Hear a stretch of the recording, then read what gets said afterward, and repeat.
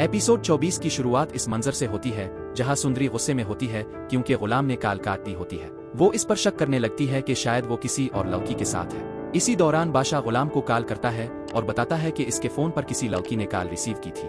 गुलाम फौरन सूरत-ए-हाल को कवर करने की कोशिश करता है और कहता है कि इसका फोन अस्पताल में खो गया था, शायद किसी ने उठा लिया हो। यहाँ से बादशाह को शक होना शुरू हो जाता है कि गुलाम कुछ छुपा रहा है। वो इसे कहता है कि अगर इसकी जिंदगी में कोई लड़की है तो वो इसे क्यों छुपा रहा है। गुलाम बात को घुमा देता है लेकिन वाज़ेह हो जाता है कि दोस्ती और मोहब्बत अब एक दूसरे के सामने आ चुकी है।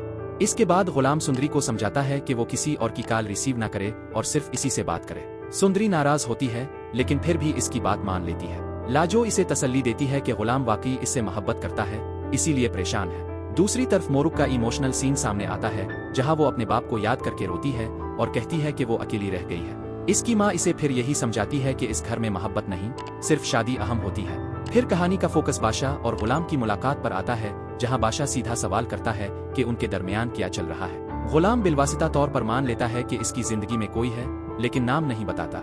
यह बादशाह कहता है कि वो भी एक लड़की से मोहब्बत करता है जिसका नाम सुंदरी है। इसके बाद इन्वेस्टिगेशन का ट्रैक मजीद मजबूत हो जाता है। बादशाह इस लड़की तक पहुंचने के लिए इसके कॉलेज की फाइलें निकलवाता है लेकिन इसे कोई वाज़ेह सुराग नहीं मिलता। फिर भी वो पुरएतिमाद होता है कि वो इसे ढूंढ लेगा।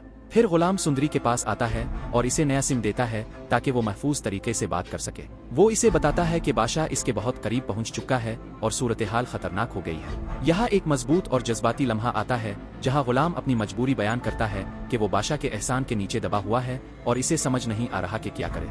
सुंदरी इसे हौसला देती है और कहती है कि मोहब्बत में हिम्मत जरूरी होती है और अगर बादशाह की मोहब्बत सच्ची है तो वो खुद पीछे हट जाएगा।